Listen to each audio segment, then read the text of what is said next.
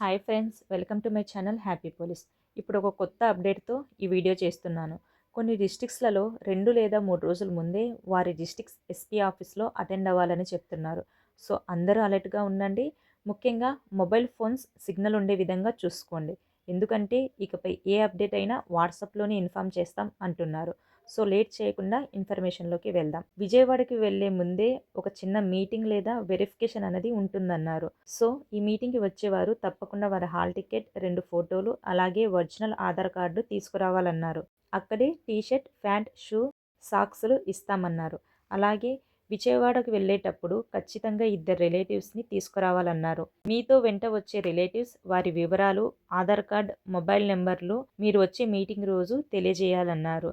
Gents అయితే 0 size cutting, clean షేవ్తో రావాలన్నారు. 15th మార్నింగ్ 9 కల్లా వారు తెలియజేసిన ప్లేస్ వద్దకి 2 రోజుల లగేజ్తో వస్తే అక్కడి నుండే మీతో పాటు వచ్చిన రిలేటివ్స్ని కూడా విజయవాడకి తీసుకెళ్తామన్నారు. అలాగే 15th అండ్ 16th రోజు భోజనము, వసతి, ప్రయాణ బస్సు పోలీస్ వారి ఫ్రీగా ఏర్పాటు చేస్తామన్నారు.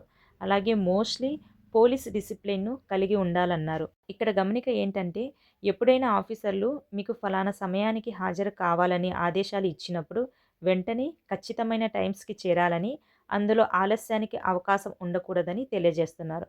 సో ఈ వీడియో నచ్చితే లైక్ చేయండి. Thank you.